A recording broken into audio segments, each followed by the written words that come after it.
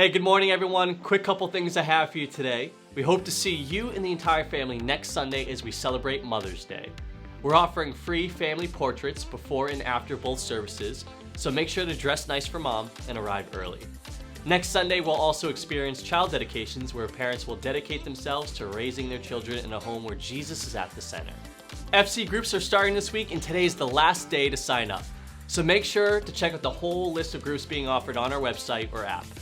You know, we are so proud of all our FC group leaders who are leading groups this semester.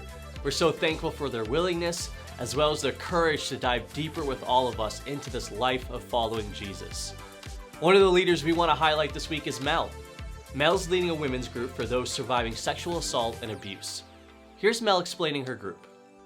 Hi church, my name is Mel and I wanted to talk to you today a little bit about my group, Survivors of Sexual Assault and Abuse. So the idea for this group actually came from my therapist as I was starting to explore the sexual abuse that I experienced in my life. I felt completely alone with it and I was feeling like I was the only one that had had something like this happen to them. And unfortunately, statistically, it's very common to be sexually abused, sexually assaulted. So the chances are there's a lot of other people who feel this way as well. This group is meant to be a support group where women can feel safe to share and talk about the different things that have happened to them in their life while being in a Christian and biblical-based setting. The group also offers some skills instructions with skills on how to manage the difficult emotions that come with sexual abuse. If you have any questions, you can feel free to contact me, and I hope that you'll consider joining this group. Thanks. Mel is just one of many amazing group leaders we have this semester, and we really hope that you would take the opportunity and join a group, be in community, and grow your faith with others. One of the things we want most in life is peace. Take financial peace as a perfect example. It seems logical that the best path to financial peace is about having more, right? If I had a little more money, I'd have a lot more peace. But is that true? Some of you here today are probably convinced that it is. You're like, yeah, definitely. If I had more money, I'd have more peace in my life. But financial peace doesn't come through having more, but using it well. That's the irony. The best path to finding financial peace is to disconnect your emotions from your money. And the way we do that is by deciding whose it is to begin with. And there are two ways to see money. Number one, it's all mine. Or number two, it's God's. And what I have in my life is what He has given me. If it's all mine, there's plenty to worry about. But if it's God's, then I can let Him worry about it. And that's a significant difference. If you're an owner, you should worry. But if you're a manager, you get to steward and manage it, not worry about it. That's God's offer of peace in your financial life. Who owns it? How you answer that question will determine not just what you do with your money, but how you feel about it. And one of the best ways we demonstrate that we trust God with what He's given us is through giving. If you'd like to give today, even maybe for the first time, you can do so on our app or website, or even by mailing in your offering. Thank you so much for your generosity. Enjoy the rest of the service. Don't lie to me. Don't you lie to me. Don't you make me mad. I get evil as I make you be. Yes,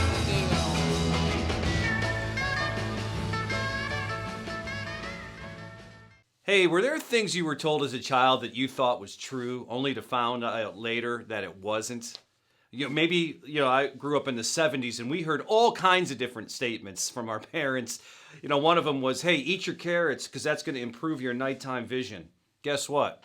Not necessarily true. Or how about this one? Hey, you can't turn the interior light on in the car. Shut it off. It's illegal. If the cops find us with it on, they'll pull us over. Now, again, not illegal, so not necessarily the truth. How about this one? If you keep making that face, it's going to stay like that. And then this was a famous one in the 70s. If you swallow gum, it will stay in your stomach for 7 full years. And there was a one that was similar to this with watermelon seeds. If you eat watermelon seeds, they'll start to grow in your stomach. When we're kids, we're trying to find out the truth. And it doesn't always happen when we hear all of this crazy stuff along with the growing up. It's a lot of fun. But here we are looking for truth. Well, we began this series, lies that we believe, talking about the invisible spiritual world. You know, Satan is seeking to destroy our lives, and his favorite tool is the lie. And one lie is, I am what I've done. You know, if you've ever cheated before, sometimes that you just carry that with you. Or I'm a backstabber, or I'm a liar, or I'm a loser, or I'm a horrible parent. And this kind of thinking has really paralyzed people for centuries. And it can really keep us stuck. And as a matter of fact, our past really can become our prison. So we have to remember that Satan, he's an accuser. He loves to accuse us, to keep us stuck, to shelve us so that we won't do anything else in our walk with God. Whereas Jesus wants to set us free. And I love this word from Jesus in John 10:10. He said, the thief's purpose, and when he's talking about the thief, he's talking about Satan, the evil one. His purpose is to steal and to kill and to destroy. He wants to ruin your life, and he'll use all kinds of lies to do it. But then Jesus said this, my purpose is to give them a rich and satisfying life. Jesus wants you to flourish. Now, our identity is not found in what we've done. This is what the truth is that we need to understand today.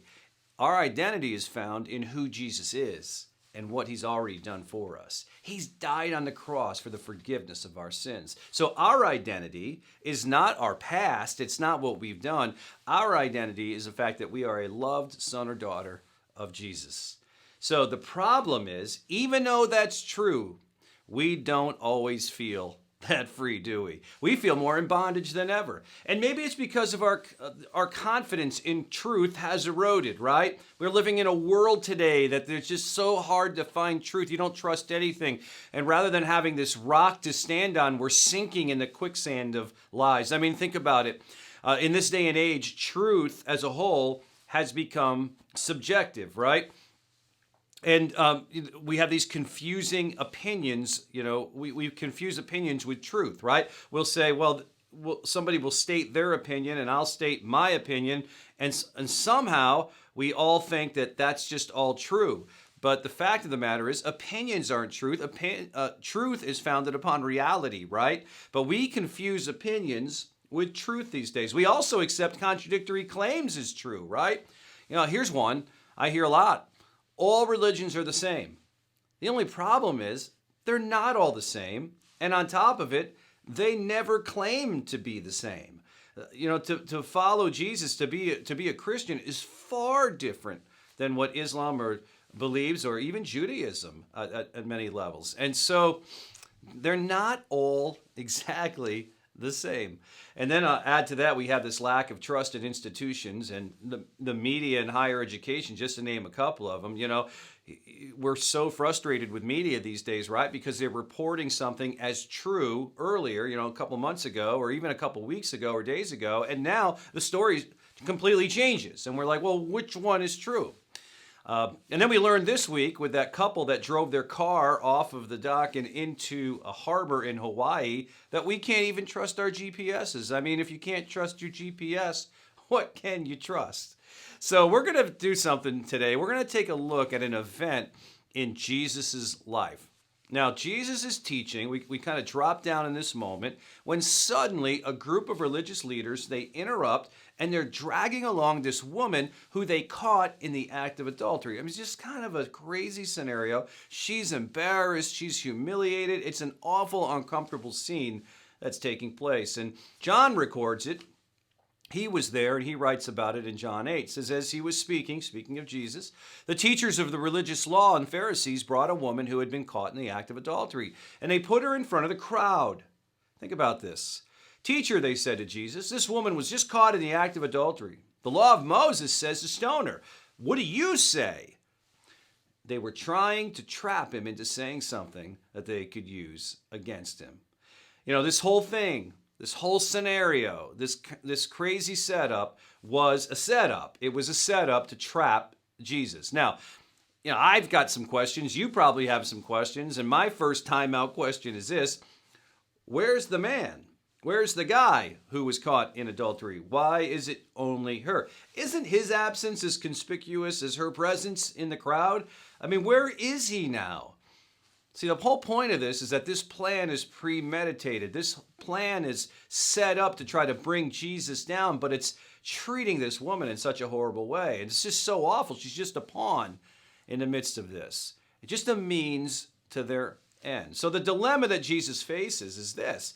If he says, hey, let her go, he could be violating the law that was written, although they had broken so many of those laws to do what they just did. They're innumerable. But also, if he says to stone her, people would just really question Jesus' compassion and his love. And it's the reason why he was the friend of publicans and sinners. They're like, this guy offers forgiveness where anyone else just offers condemnation. So what does Jesus do with this very strange and difficult situation? Well, John writes in verse 6, but Jesus stooped down. It's kind of interesting. Why? And I'd like to believe and just pose to you that Jesus stooped down because that's where she was. There's an incredible principle. We talk about this a lot here at Fellowship, that Jesus always meets us where we are. He doesn't necessarily meet us where we should be. And a lot of times we're dealing with a lot of junk from our past, and we're like, if I can clean this up and do this and do that, then I'll meet with Jesus. But really, Jesus is interested in meeting you where you are. This past week, Laura spent some time with our granddaughter, Nolly, and she sent this picture of her. And in this picture, you can see that Laura is right down on Nolly's level. She's right down the same level. She's playing with her. She's helping her. She's not standing above her. And this is what grandparents do, right? This is what we do. We get down on our grandkids' level. And we see the world from their perspective, and we let them experience that with us on their perspective. Everyone else in this scenario with Jesus is towering judgmentally over this woman. And as she looks for a shred of dignity, there is none. And so Jesus stoops down to where she was. He meets us in our mess. And then John goes on to write, Jesus stooped down, and then he wrote in the dust with his finger. Now, I don't know if you know this, but this is the only time in Scripture that records Jesus writing anything. And so the question is, what's he writing? And the answer is, we don't know. Isn't that fun? Isn't that so fulfilling? We don't know what he was writing. Scholars have thought there was a whole lot of things he could have been writing. Maybe he was writing the sins of her accusers. Maybe he was writing those down, and they saw that. Maybe he was writing the name of the man who was not present that should have been there with her. Maybe he was showing it was like symbolism of God writing the commandments in the Old Testament and Jesus saying that he has the authority of God. Maybe, just maybe, he's writing the words to describe the emotions that she's feeling. Maybe words like ashamed or unloved. And as he's writing them, he's sweeping them away. The words of the accuser, the father of lies. I am what I've done. Well, verse 7 says they kept demanding an answer. And so he stood up again and he said, all right, but let the one who has never sinned throw the first stone. And then he stooped down again and he wrote in the dust. This is such a revealing moment. I think the accusers here felt this very deeply in their hearts. Now, scholars believe that Jesus may have even been talking about similar sin here. The sin of adultery, whether they acted on it themselves in their past or whether they even thought about it and planned for it and just had these images in their mind and in their head. Either way, what's interesting is while the world picks up stones, Jesus stoops down. And what eventually happens is all of her accusers leave. They leave one person at a time. Matter of fact, we're told that the oldest ones left first, the ones with the longer life and the longer experiences, they left first until finally the youngest one left. They were all convicted, each one of them, until finally it's just Jesus and her. I mean, what a place to be, alone with Jesus. You know, somebody once said, you don't realize Jesus is all you need until Jesus is all you have. And Jesus, as he always did with imperfect people, met her where she was. And I just wonder what it was like for her in that moment. Imagine the tears falling from her eyes, hitting the ground, the dust turning into that darker color from the wet of her tears. So many times, guys, we are so desperate to hear from God, when I wonder if really our goal should be, let's just be with God right now. We like to do stuff and accomplish things, and doing for and following Jesus, those are all important things, but they've got to flow from us, first of all, being with Jesus. So have you been with Jesus recently? John continues to write, and Jesus stood up again and he said to this woman, where are your accusers? Didn't even one of them condemn you? And this is the first time we hear from her, and she says, no, Lord. And Jesus said, neither do I. Go and sin no more. Guys, life can be complicated and uncertain. And our relationship with God sometimes can be real confusing, right?